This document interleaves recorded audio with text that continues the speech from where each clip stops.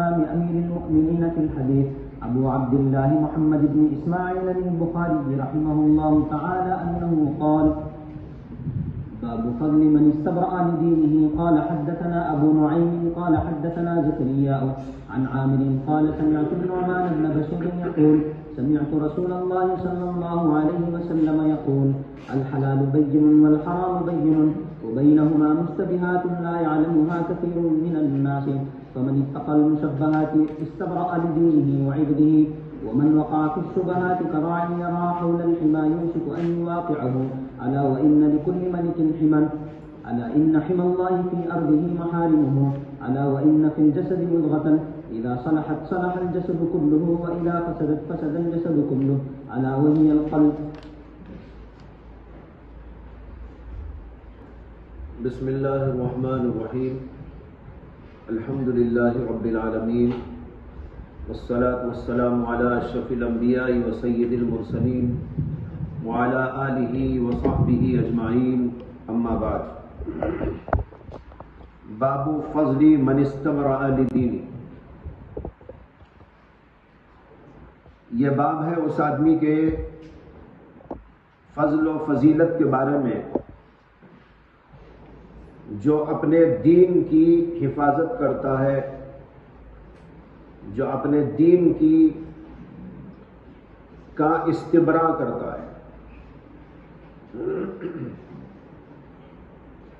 استبراء کے معنی ہے اس کو بچاتا ہے، محفوظ رکھتا ہے، دین کی خاطر اپنے آپ کو باریک باریک باتوں سے بھی محفوظ رکھنے کی کوشش کرتا ہے۔ فضلی من استبرأ لدینہ، اوپر باب تھا ایمان، احسان، ایمان، اسلام، احسان وغیرہ کے بارے میں، اور یہ بتایا گیا تھا کہ یہ سب دین ہے۔ ایمان دین ہے، اسلام دین ہے، احسان دین ہے، اور یہ سب الفاظ مترادف ہیں، اور اس کے اندر جو اعمال وغیرہ پیش کیے گئے ہیں یہ سب کا سب دین ہے۔ اب یہاں بتانا چاہتے ہیں کہ دین صرف اتنا ہی نہیں بلکہ شبہات اور باریک باریک چیزوں سے بچنے کی بھی کوشش کرنا، یہ بھی دین کے اندر داخل ہے۔ لہذا مشتبہات سے بچنا، مکروہات سے بچنا، معمولی درجے کی چیزوں سے اپنے آپ کو بچانا، گناہ کرنا تو بہت دور کی بات ہے۔ مومن کی شان تو یہ ہوتی ہے کہ وہ اپنے دین کی حفاظت کے لیے مشتبہ چیزوں سے بھی اپنے آپ کو بچاتا ہے۔ یہ ہے اوپر کے باب اور اس باب کے اندر مناسبت، گویا کہ ایک درجہ آگے کا بتا رہے ہیں کہ جو امور اوپر آپ نے پڑھے اتنا ہی نہیں بلکہ اس کے ساتھ اپنے دین کی حفاظت کے لیے آدمی استبراء کرے، استنظام کرے، یعنی معمولی معمولی باتوں سے بھی اپنے آپ کو بچانے کی کوشش کرے۔ اس طرح اپنے دین کی حفاظت ہوتی ہے اور دین میں انسان ترقی کرتا ہے۔ اس کے بعد اس باب کے اندر حدیث بیان کی ہے حضرت نعمان بن بشیر سے۔ وہ کہتے ہیں سمعت رسول اللہ صلی اللہ علیہ وسلم۔ نعمان بن بشیر چھوٹے صحابہ میں سے تھے،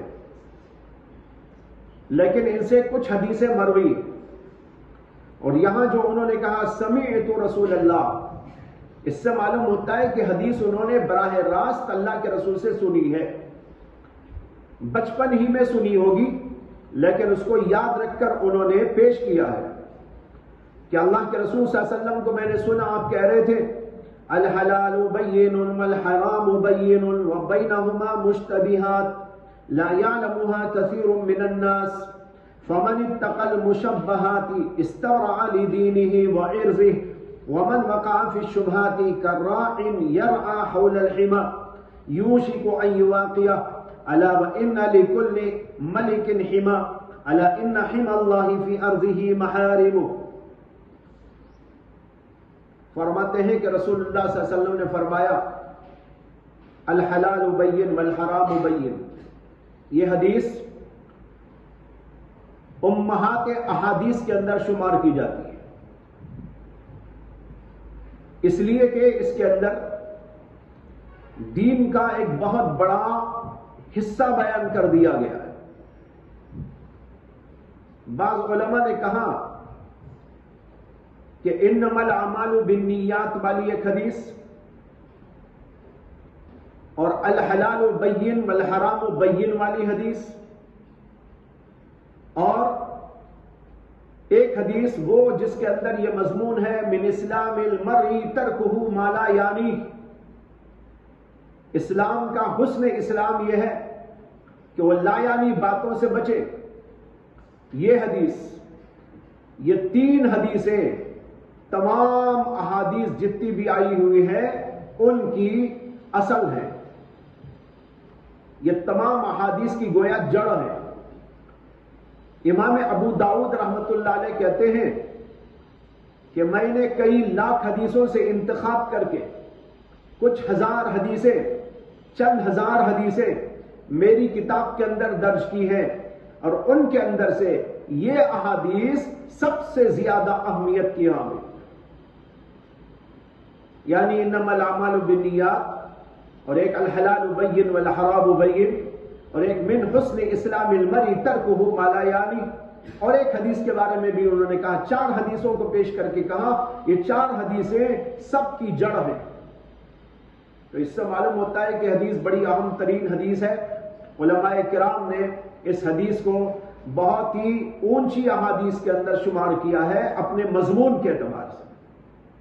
اس میں فرمایا الحلال بین، حلال بھی واضح ہے، والحرام بین، اور جو حرام ہے وہ بھی واضح ہے. وبینہما مشتبہات، اور ان دونوں کے درمیان میں کچھ امور ایسے ہیں جو مشتبہ ہیں. یہ حدیث کا جملہ ہے. امام نووی رحمت اللہ علیہ کہتے ہیں الحلال بین والحرام بین کے معنی ہے کہ اشیاء 3 قسم کی ہوتی ہیں. ایک حلال بین یعنی واضح، جس کی حلت مخفی نہیں، جیسے کہ روٹی ہم کھاتے ہیں حلال ہے، پانی پیتے ہیں حلال ہے، پھل پھلاریاں کھاتے ہیں حلال ہے، مختلف قسم کے تیل کھاتے ہیں حلال ہے، اصل یعنی شہد کھاتے ہیں حلال ہے، گھی کھاتے ہیں حلال ہے، جانوروں کا دودھ پیتے ہیں حلال ہے. یہ سب باتیں امام نووی نے لکھی ہیں. ان کی عبارت ہے حلال بین واضح لا يخفى حلہ كالخبز والفواكه والزيت والعسل والسمن ولبن ماكول اللحم وبيضه. انڈے کھاتے ہیں، اس میں کوئی شک ہوتا ہے کبھی آپ کو؟ دودھ پیتے پیتے شک ہو گیا ہو ارے بھئی یہ دودھ حلال ہے کہ حرام ہے؟ روٹی کھا رہا ہوں، حلال ہے کہ حرام ہے؟ یہ واضح الدلالت ہے اس بات کی کہ یہ بالکل حلال چیز ہے، اس کے اندر کوئی شک و شبے کی بات نہیں. اور کہتے ہیں کہ بعض چیزیں حرام ہیں اور ان کا حرام ہونا بھی واضح ہے، اور اس کے اندر کوئی شک و شبہ نہیں کہ یہ حرام ہے. جیسے کہ شراب، خنزیر، میتا، پیشاب پاخانہ، خون، زناکاری، جھوٹ، غیبت، چغلی کھانا، نظر الی الاجنبیہ، اجنبی عورتوں کو دیکھنا وغیرہ وغیرہ. اس میں کسے شبہ ہے کہ یہ سب حرام ہی حرام ہے؟ تو ایک وہ جو حلال بین جس میں کوئی شک و شبہ نہیں، واضح ہے، اور دوسرے وہ جو حرام ہونا واضح ہے، اس کو بھی لوگ جانتے ہیں. لیکن کچھ چیزیں ان دونوں کے درمیان میں ہیں جو مشتبہ کہلاتے ہیں. یہاں لفظ آیا ہے وَأَمَّا الْمُشَبَّهَاتِ، یا وَأَمَّا الْمُشْتَبَهَاتِ، یہاں روایتوں میں یہ لفظ کئی طرح پڑھا گیا ہے. بعض لوگوں نے اس کو پڑھا ہے مشتبہات، بعض لوگوں نے پڑھا ہے مشبہات، بعض لوگوں نے پڑھا ہے مشبہات، اور بعض لوگوں نے اس کو پڑھا ہے متشابہات، اور بعض لوگوں نے پڑھا ہے مشبہات. 5 طرح اس کو پڑھا گیا ہے، لیکن معنی سب کے تقریباً یکساں ہیں. وہ امور جن میں اشتباہ پیدا ہو گیا، جن میں شبہ پیدا ہو گیا. شبہ یہ پیدا ہو گیا کہ یہ حلال ہے کہ حرام ہے. حلال و حرام ہونے کے بارے میں اس کے اندر اشتباہ ہے، اس کے اندر شبہ ہے، اس کے اندر شک ہے. اس کو مشتبہات یا متشابہات کہا گیا ہے. اب سوال یہ ہے کہ متشابہات یا مشتبہات یا مشبہات یہ کیا امور ہے؟ اس کی تفسیر کے اندر امام نبوی شرح مسلم کے اندر لکھتے ہیں وَأَمَّا الْمُشْتَبِهَاتِ فَمَعْنَاهُ أَنَّهَا لَيْسَتْ وَاضِحَةَ الْحِلِّ وَلَا الْحُرْمَةِ. اس سے مراد وہ امور ہیں جو حلال و حرام ہونے کے اعتبار سے واضح نہیں. اسی وجہ سے لا یعرفها کثیر من الناس، بہت سارے لوگ ان کو جانتے نہیں. ولا یعلمون حکمها، اور ان کا حکم بھی ان کو معلوم نہیں کہ یہ حلال ہے کہ حرام ہے، اس لیے کہ اس کے اندر اشتباہ ہے. بہت سے کو پتہ ہی نہیں. ہاں علماء اس کے بارے میں جانکاری رکھتے ہیں. علماء اس میں اپنے اجتہاد سے سمجھنے کی کوشش کرتے ہیں، نص سے سمجھتے ہیں، قیاس کے ذریعے معلوم کرتے ہیں، استصحاب کے ذریعے معلوم کرتے ہیں، اور کسی نتیجے تک وہ پہنچتے ہیں کہ یہ چیز کیا ہے. کہتے ہیں کہ جب وہ لوگ قیاس کرتے ہیں تو اس قیاس کے نتیجے میں کبھی تو بات ان کے سامنے واضح ہو جائے گی اور کبھی اس کے باوجود واضح نہیں ہوگی، پھر بھی معاملہ اٹکا رہے گا. معاملہ کیوں اٹکا رہے گا؟ امام نبوی کی تحقیق یہ ہے تعارض ادلہ کی وجہ سے. اس کے اندر تعارض ادلہ ہوتا ہے. ایک دلیل حلال ہونے کو بتاتی ہے، ایک دلیل حرام ہونے کو بتاتی ہے. جب حلال ہونے کی دلیل بھی ہے، حرام ہونے کی دلیل بھی ہے، تو اس صورت کے اندر اشتباہ پیدا ہو گیا. پھر یہاں ایک صورت یہ بنتی ہے کہ دلائل کے تعارض کے موقع پر دلیلوں میں غور کرنے کے بعد ترجیح کو اپنایا جاتا ہے کہ ان میں سے کون سی بات راجح ہے، کون سی بات مرجوح ہے. لیکن کبھی کبھی ایسا بھی ہوتا ہے راجح اور مرجوح میں بھی کوئی فیصلہ نہیں کر پاتے، ایسا تعارض پیدا ہو جاتا ہے.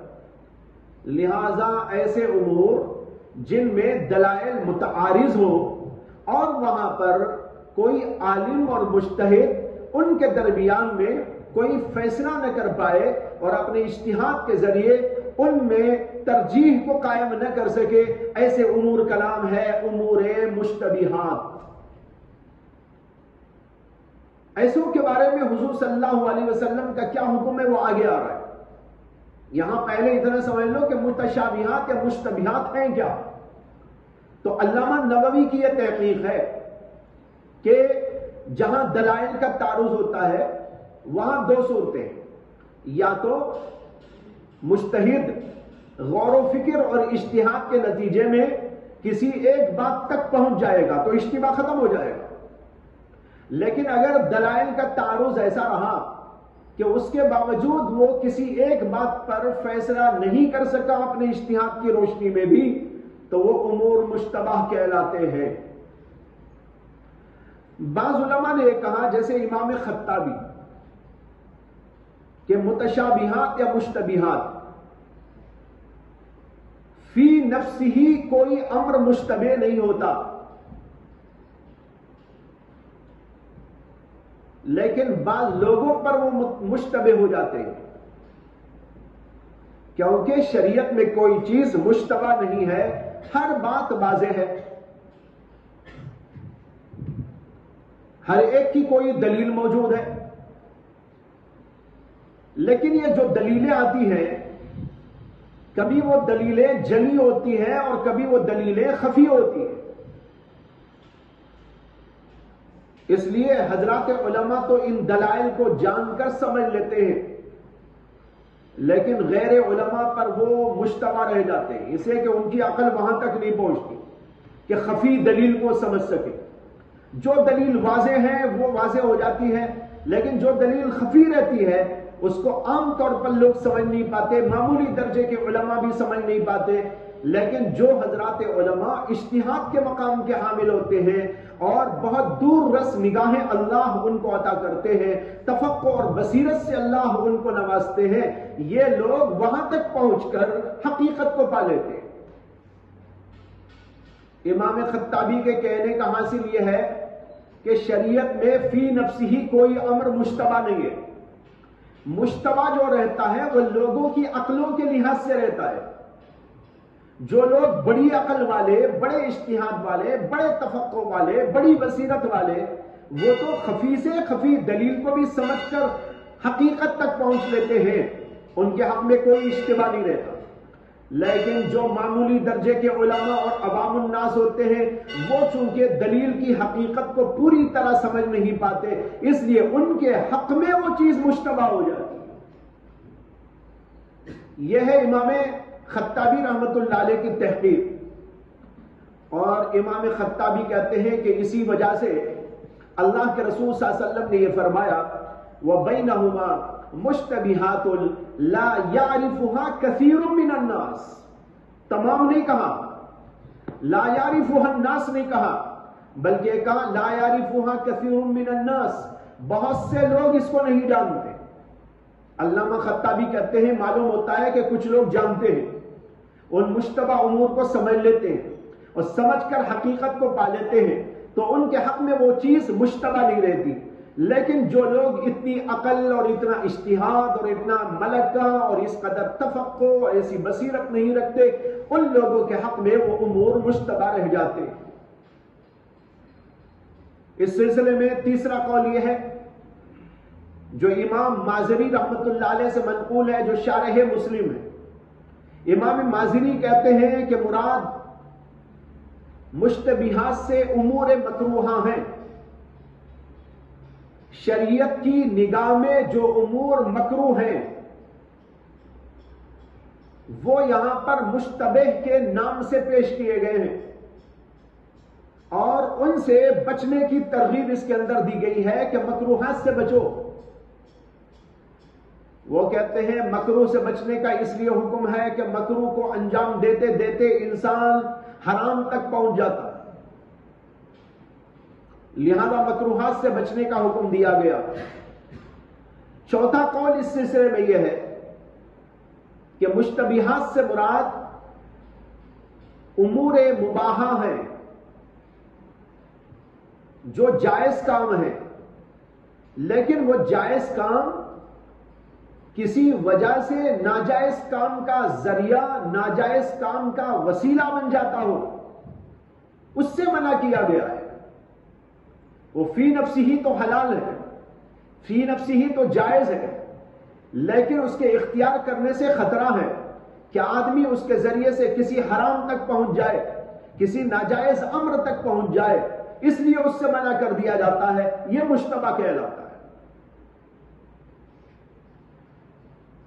لیکن علماء نے آخری دو قولوں کو زیادہ اہمیت نہیں دی، انہوں نے کہا مکروہ تو حرام ہی کے قریب ہوتا ہے، اس لیے وہ مشتبہ کہاں ہے، مکروہ میں کوئی اشتباہ تو ہے نہیں، اور جو امور مباحہ ہیں اس میں بھی کوئی اشتباہ نہیں، وہ حلال ہے۔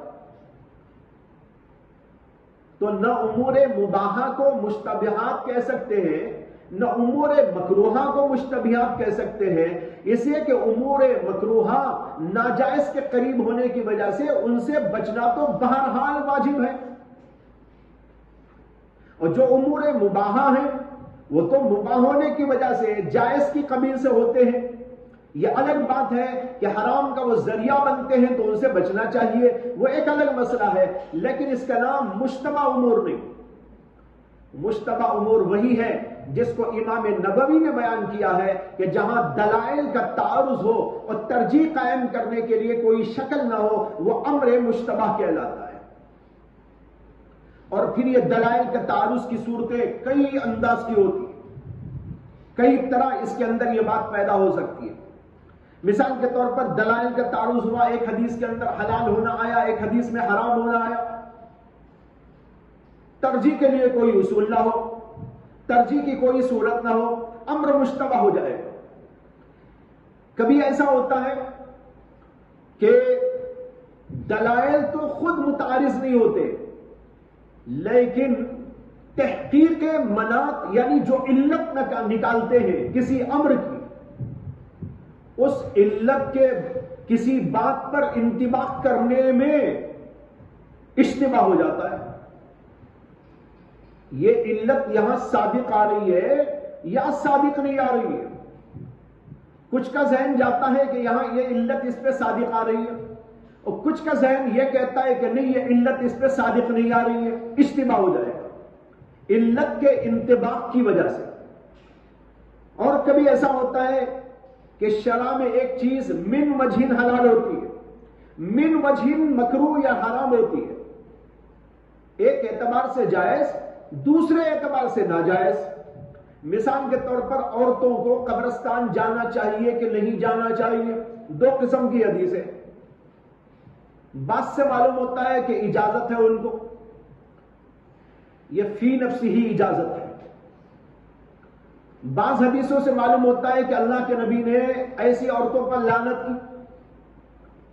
زوارات قبور پر لعنت حدیث کے اندر آیا، اس کے اندر منع کی بات نکل رہی ہے. علماء کہتے ہیں کہ یہ منع ایک اعتبار سے ہے، جواز دوسرے اعتبار سے ہے. یعنی فی نفسی ہی جواز ہے، لیکن عورتیں جب جاتی ہیں وہاں پر تو وہاں جانے پر ان کے حالات کے اندر کچھ برائیاں پیدا ہونے کا خدشہ ہے. جیسے واویلا کرنے لگے، چیخیں مارنے لگے، اور مختلف قسم کے نوحے کرنے لگے، اور وہ جاہلی رسوم کو ادا کرنے لگے، بدعت و خرافات کا ارتکاب کرنے لگے. یہ امور ان سے سرزد ہو سکتے ہیں، اس اعتبار سے ان کو منع کر دیا گیا.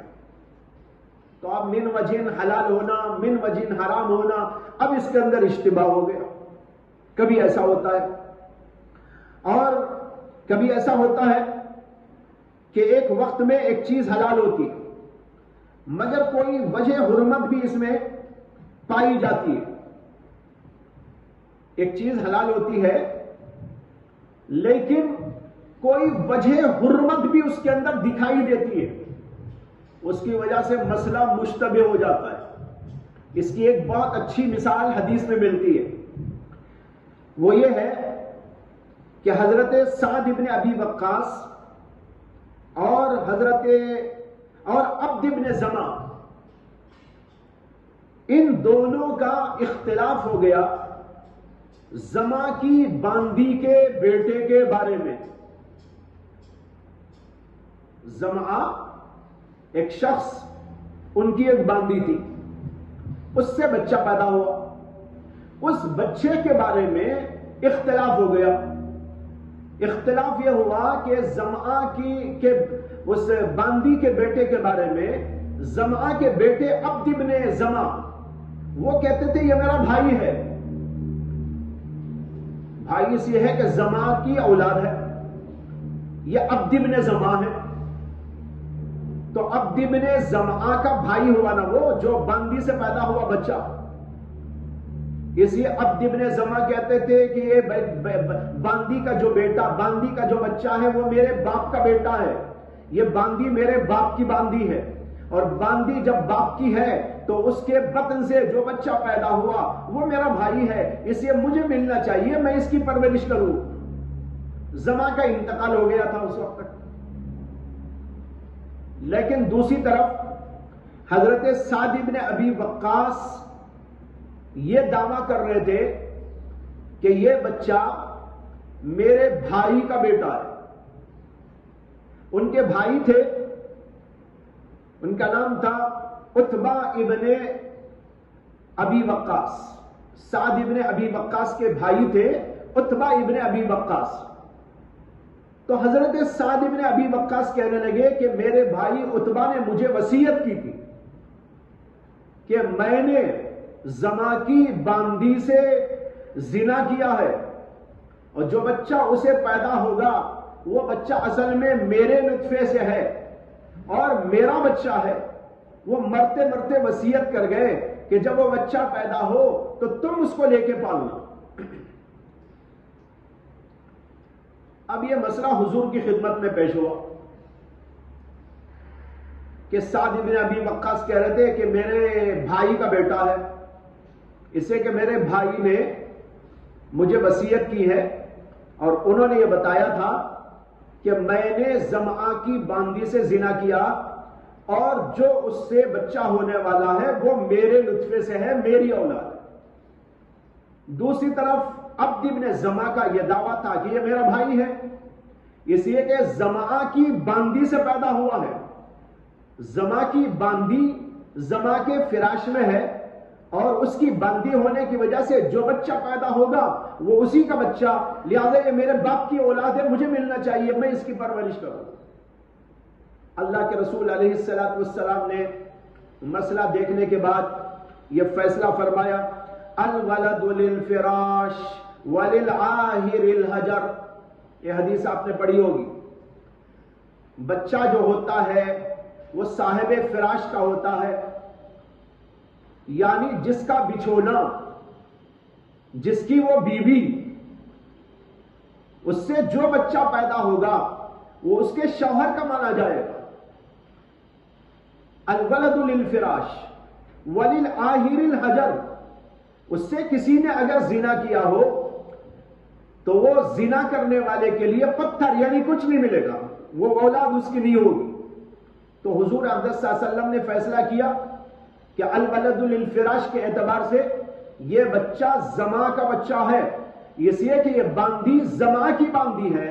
جب زمعہ کی باندی ہے تو اس کے فراش میں ہے, اس لیے اسی کی اولاد ہوگی. اس لیے حضرت رسول اکرم صلی اللہ علیہ وسلم نے وہ بچہ زمعہ کے بھائی بیٹے عبد ابن زمعہ کو دیا کہ تم ہی اس کے مستحق. اب دیکھو شریعت کا ایک حکم یہاں معلوم ہو گیا الولد للفراش کے اعتبار سے.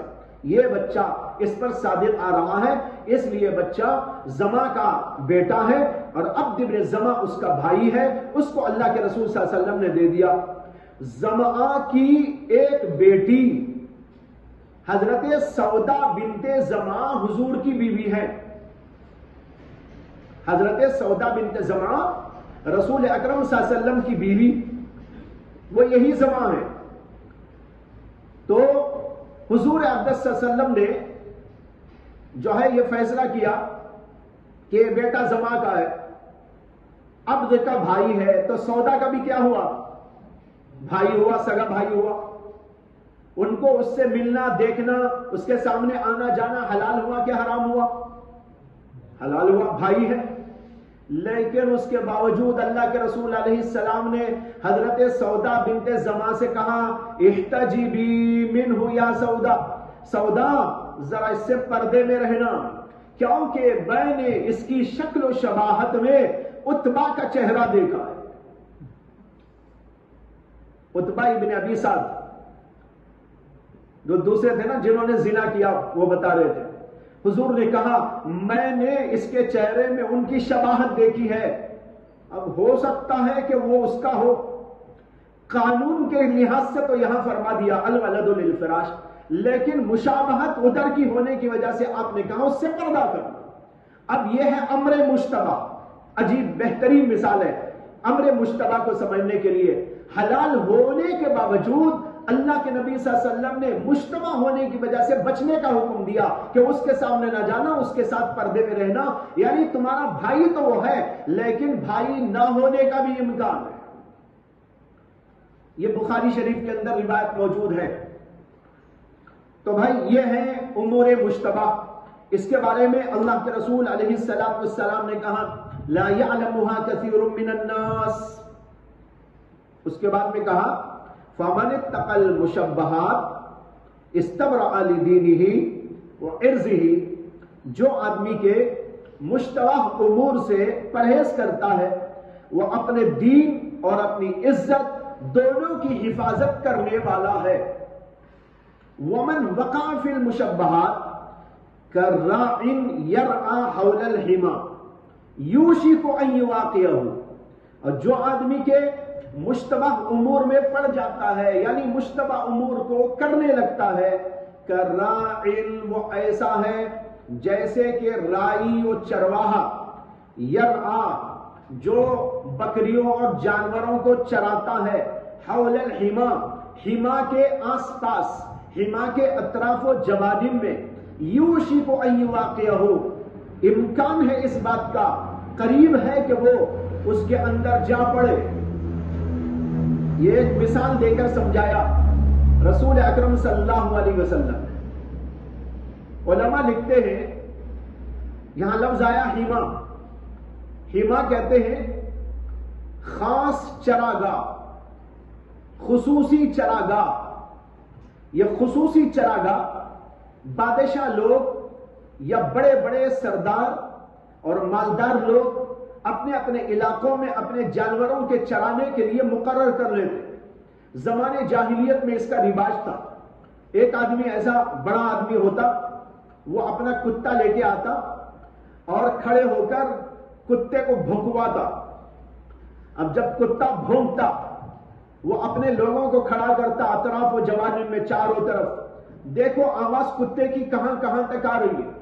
کتا چیخ چیخ کے جو بھونکتا تو وہ لوگ سنتے کہاں کہاں تک آواز آ رہی ہے. جہاں تک آواز آتی تھی وہاں تک باؤنڈری لگا دیتے تھے. باؤنڈری لگا کے اعلان ہو جاتا تھا یہ فلاں سردار کی باؤنڈری ہے، یہ فلاں سردار کی حما و چراگاہ ہے، یہاں دوسرا قدم نہیں رکھ سکتا. بادشاہ لوگ بھی ایسا کرتے تھے، بڑے بڑے مالدار اور عہدیدار لوگ بھی ایسا کیا کرتے تھے. عوام کو اس کے اندر داخلے کی اجازت نہیں. اگر کوئی آدمی وہاں چلا جاتا اور اپنے جانوروں کو چھوڑ کر چرا دیتا تو وہاں جنگیں برپا ہو جاتی. زمانے جاہلیت میں کئی جنگیں ایسی ہوئی ہیں جو صرف اس بنیاد پر ہوئی کہ ایک آدمی نے اپنے جانوروں کو وہاں چرنے چھوڑ دیا یا غلطی سے جانور وہاں پر چلا گیا. اب اس نے اس کے خلاف جنگ کر دی اور جنگیں چلی. تو حما کا یہ مفہوم، حما کا مفہوم یہ ہے خاص چراگاہ جو بادشاہ لوگ یا امیر لوگ اپنے لیے مقرر کر لیتے تھے اور اس کی ایک باؤنڈری بنا دی جاتی تھی. اللہ کے رسول نے اس کو مثال دے کر سمجھایا. جیسے ایک حما ہوتی ہے، چراگاہ ہوتی ہے، خصوصی چراگاہ. وہاں قریب میں اگر کوئی جانوروں کو چرانے لگے، ہو سکتا ہے کوئی جانور اندر کود بھی پڑے. جب اندر کود پڑے گا تو پھر جو ہے وہ ایسی چراگاہ میں چلا جائے گا جس کے اندر جانا اس کے لیے ممنوع تھا اور بادشاہ اس کے خلاف کارروائی کر سکے گا. اللہ کے رسول یہ مثال دے کے سمجھا رہے ہیں. اسی طریقے پر ایک حلال والی باؤنڈری ہے، ایک حرام والی باؤنڈری ہے، اور اس کے بیچ میں ایک ایسی چیز ہے جو مشتبہات والی ہے. اس کے قریب اگر جاؤ گے ہو سکتا ہے کہ قریب جاتے جاتے حرام میں پڑ جاؤ. جیسے کہ چراگاہ میں، حما میں وہ آدمی چلا جاتا ہے یا اس کا جانور جو اس کے قریب قریب جانوروں کو چراتا رہتا ہے اور بے خبری میں کبھی وہاں پہنچ جاتا ہے. اس طرح ہو سکتا ہے کہ تم بھی وہاں پر چلے جاؤ. اس لیے مشتبہات سے بھی بچنے کی کوشش کرو. یہ ہے اللہ کے نبی کے ارشاد کا حاصل. من وقع فی الشبہات کالراع، جو آدمی مشتبہ امور میں پڑ جاتا ہے، کالراع وہ ایسا ہے جیسے کہ وہ رائی، وہ چرانے والا، یرعی حول الحما جو حما کے قریب قریب چرواتا ہے. یوشک ان یواقعہ ہو سکتا ہے کہ وہ اس کے اندر پڑ جائے. الا وان لکل ملک حما، آپ کہتے ہیں کہ کان کھول کر سن لو، ہر بادشاہ کی ایک چراگاہ ہوتی ہے. بادشاہ لوگ اپنی اپنی چراگاہ بنا کے رکھتے ہیں. الا ان حمی اللہ فی ارضہ محارمہ، اور بلا شبہ اللہ تعالیٰ کی حما اس کی سرزمین کے اندر اس کے محارم ہیں. جو محارم یعنی حرام امور، وہ حرام امور اللہ کی چراگاہ ہے، وہاں قدم رکھنے کی اجازت نہیں. جو حرام چیزیں ہیں وہ گویا کہ اللہ کی حما ہے، باؤنڈری، وہاں کسی کو قدم آگے لے جانے کی اجازت نہیں. اس کے بازو مشتبہات کی باؤنڈری ہے، حلال بھی ہو سکتی ہے، حرام بھی ہو سکتی ہے، مشتبہ ہے. وہ مشتبہ کے قریب جا کے پڑے نہ رہو. وہاں جاؤ گے تو ہو سکتا ہے کہ کبھی ادھر بھی قدم تمہارا بڑھ جائے، اس لیے وہاں جانے سے پرہیز کرو.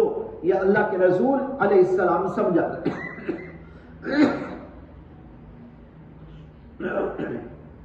پھر یہاں پر ایک بات یہ سمجھ لیجئے، مشتبہ امور سے بچنے کے حکم کے بارے میں، کہ مشتبہ امور سے بچنے کا کیا حکم ہے. اس کی دو شکلیں ہیں. کبھی مشتبہ امور سے بچنا مستحب ہوتا ہے، اور کبھی مشتبہ امور سے بچنا واجبات میں سے ہوتا ہے. بعض وقت ایسی صورت ہوتی ہے کہ وہ مشتبہ میں جانے کے بعد حرام میں چلے جانے کا امکان شدید ہوتا ہے. ایسی جگہ تو بچنا واجب ہے. اسی لیے قرآن کریم کے اندر لا تقربوا الفواحش کہا گیا.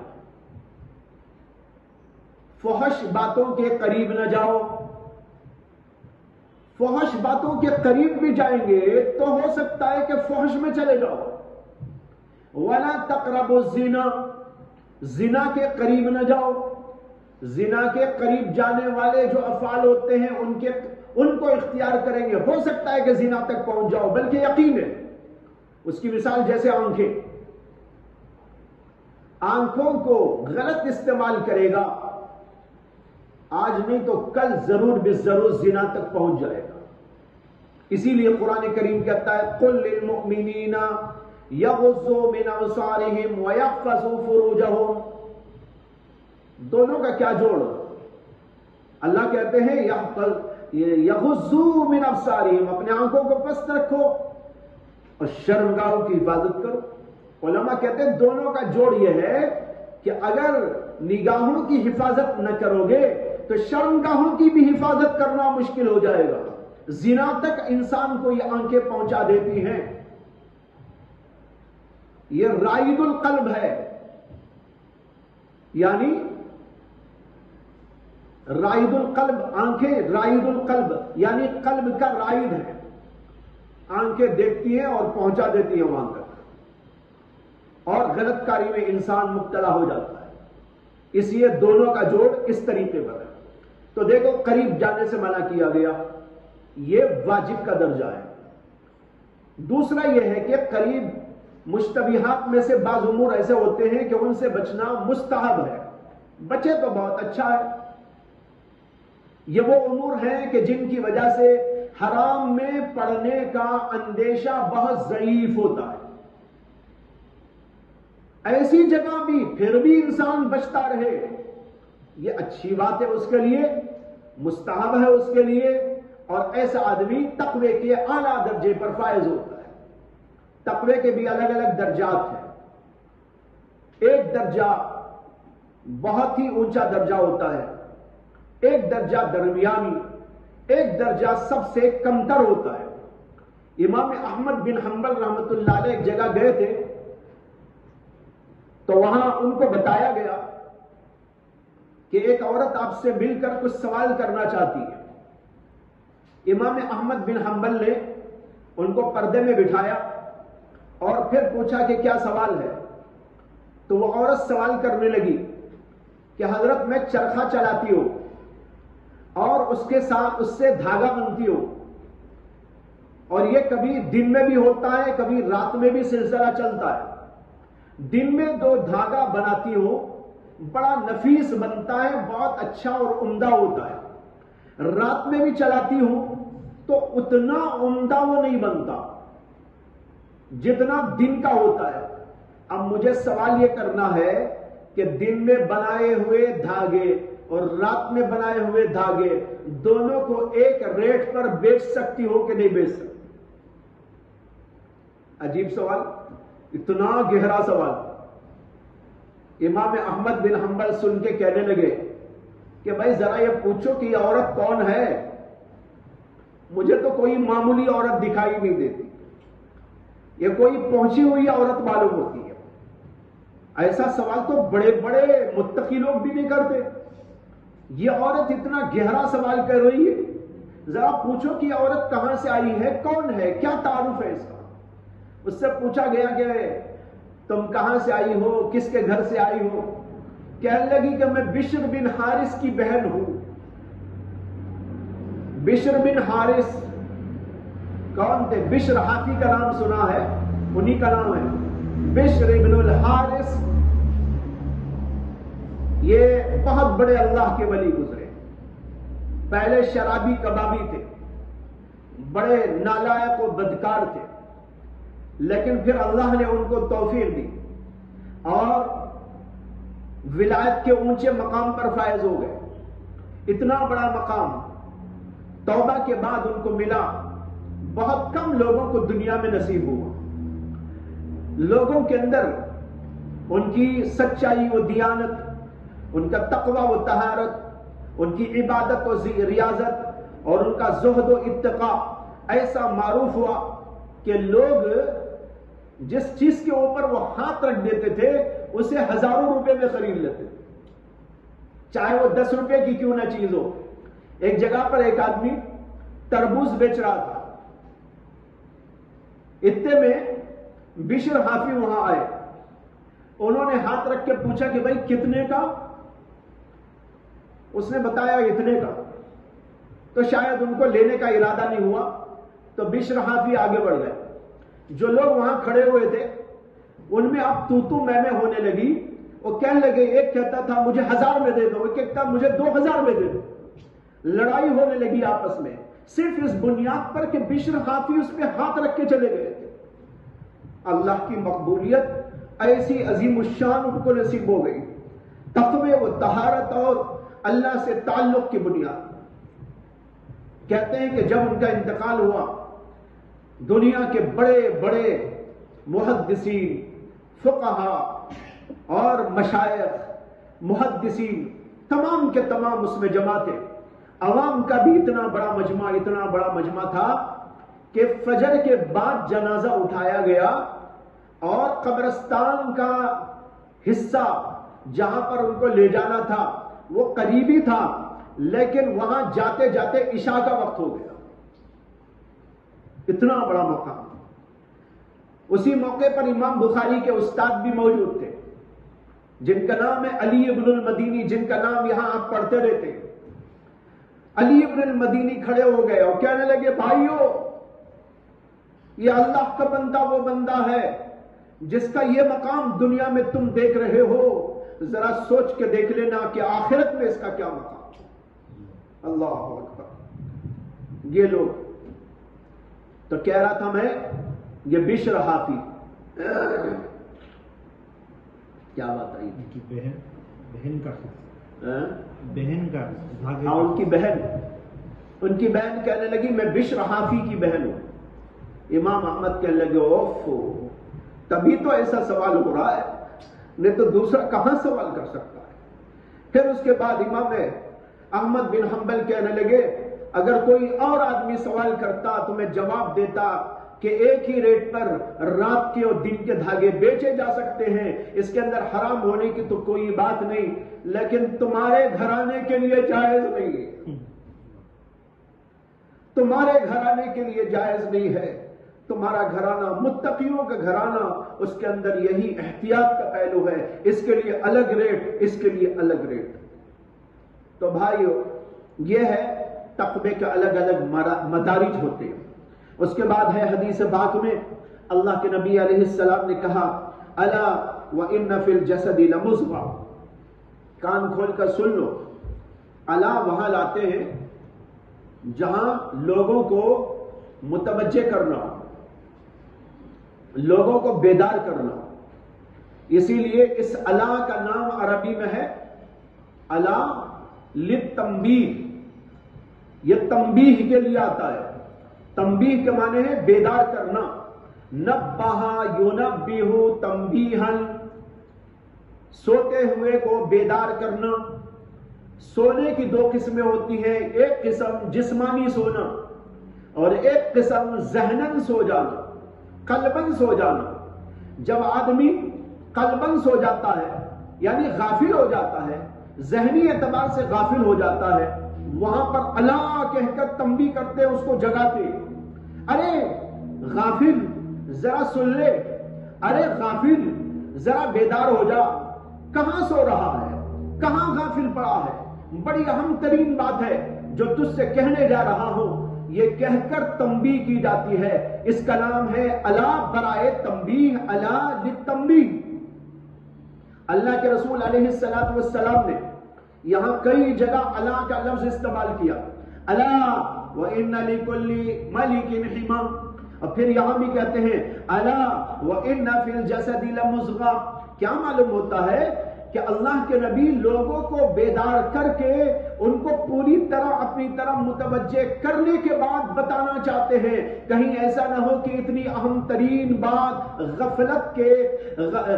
गफलत की वजह से सुन ना पाए लोग और उधर तवज्जो न दे सके। अल्लाह के नबी ने तंबीह, उठ जाओ, बेदार हो जाओ, सो मत, गाफिल ना रहो, गाफिल होकर ना सुनो, गौर फिक्र के साथ में सुनो।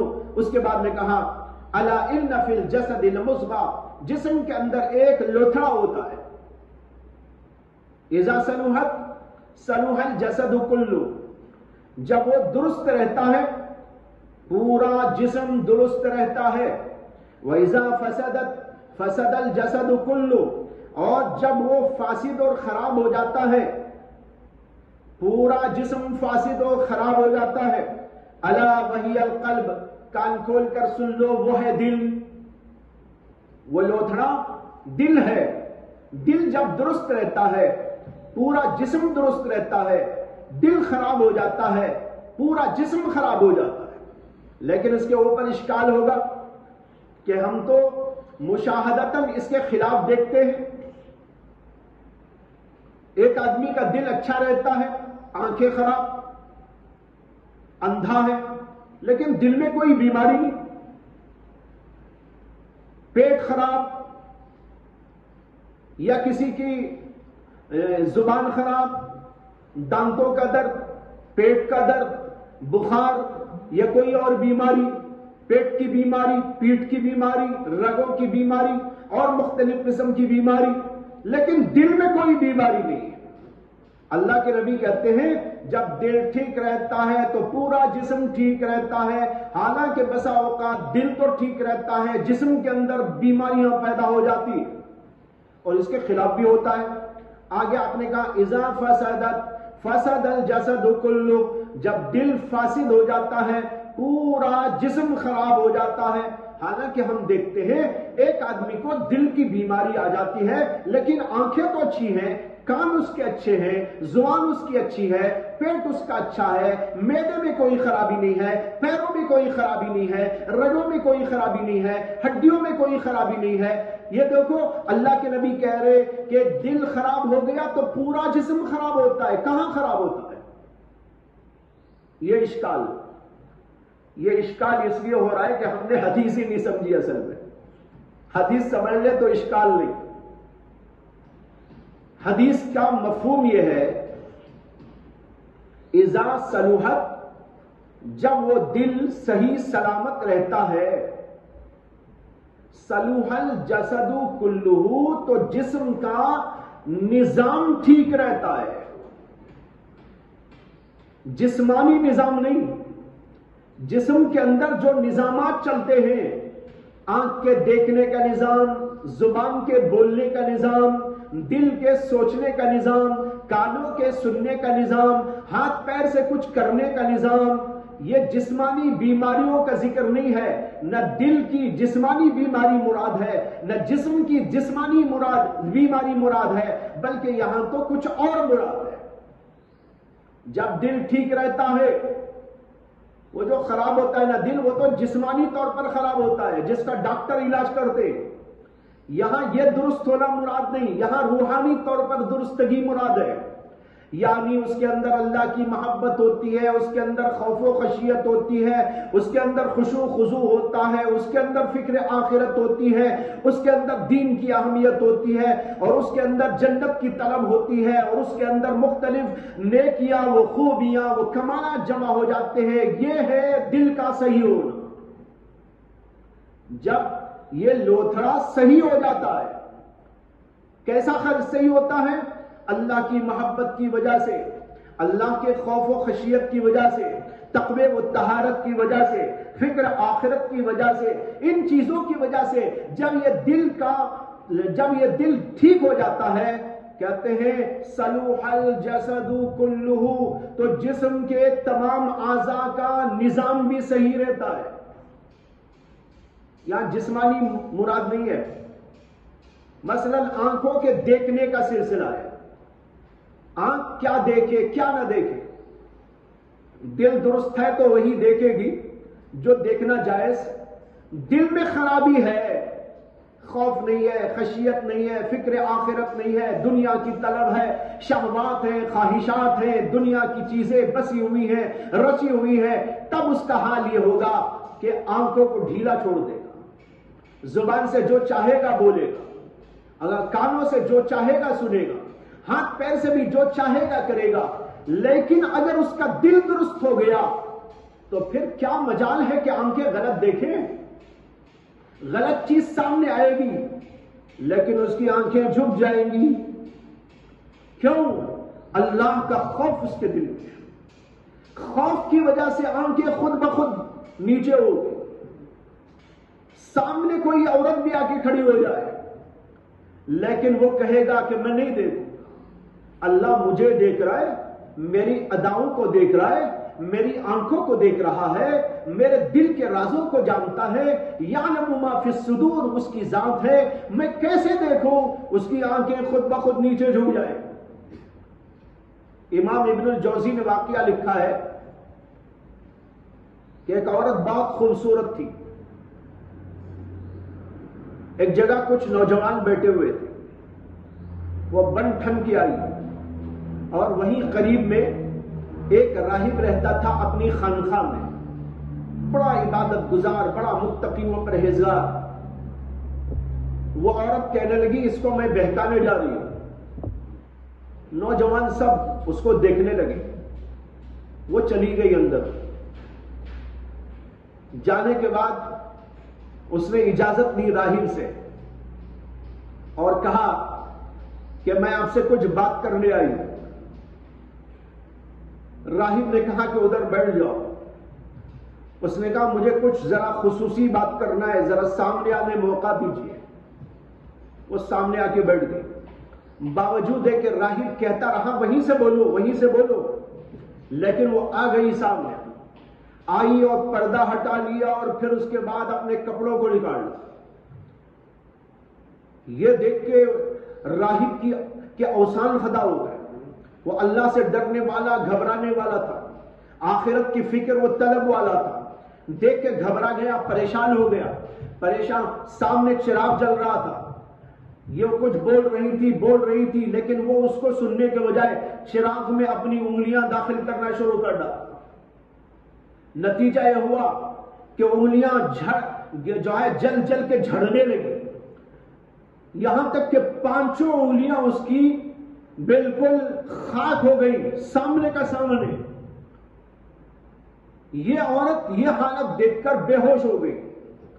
بے ہوش ہی نہیں ہوئی، اس کے دل پر اس کا اتنا اثر ہوا کہ مر ہی گئی. اس نے چادر بادر ڈالی. اس کے بعد لوگوں کو آ کے بتایا کہ عورت میرے پاس میں آئی اور جو ہے ابھی مر گئی. لوگوں کو یقین نہیں آیا. لوگوں نے کہا کچھ گڑبڑ ہو گئی. لوگوں نے کہا کوئی دال میں کالا ہے، کوئی معاملہ کھٹا ہے. لوگ چیخنے لگے اور اس راہب کے خلاف آوازیں اٹھانے لگے اور کہنے لگے تم ہی نے اس کو مار دیا ہے، کوئی غلط حرکت کر کے اس کو مار دیا ہے، 12 اس طرح کی باتیں کرنے لگے. وہ کہنے لگا کہ معاملہ تو ایسا ہے جیسے میں نے بتایا، لیکن لوگ تسلیم کرنے کو تیار نہ تھے. اس نے 2 رکعت نماز پڑھی اور پھر اس کے بعد اللہ کی طرف ہاتھ اٹھائے اور ہاتھ اٹھا کر کہا کہ اے اللہ، معاملہ تو جو کچھ ہے وہ سچا جانتا ہے، تو معاملے کی حقیقت سے واقف ہے، حقیقت کیا ہے لوگوں کے سامنے ظاہر کر دے. یہ کہتے ہی اللہ نے اس عورت کو زندہ کر دیا. یہ واقعہ ابن الجوزی نے لکھا ہے اپنی کتاب التبصرہ میں. کہتے ہیں کہ وہ عورت زندہ ہو گئی. زندہ ہو کر لوگوں کو اس نے بتایا کہ یہ جو واقعہ ہوا، ایسا ایسا واقعہ ہوا، اس نے میرے ساتھ کچھ نہیں کیا، اس نے مجھے نہیں مارا، بلکہ میں اپنی موت مری اور اس لیے مری کہ ایسا ایسا واقعہ دیکھا. یہ واقعہ ابن الجوزی لکھ کر لکھتے ہیں اللہ کے ولی اپنے آپ کو اللہ کی محبت میں یوں جلا بھی لیتے. کیا عجیب حال ہے. سامنے عورت آئی لیکن اسے نہیں دیکھا. اور ایک واقعہ ہے عطا ابن یسار، سلیمان بن یسار 2 بھائی تھے، لیکن واقعہ وقت ہو گیا. کل یاد دلا تو بتا دوں گا. عبرتناک واقعہ شام میں بتا دو، شام میں بتا دوں گا، وہ اسی وقت بتانے کا واقعہ ہے. وآخر دعوانا ان الحمدللہ رب العالمین. اس حدیث کی تھوڑی تشریح باقی ہے جو کل ہوگی.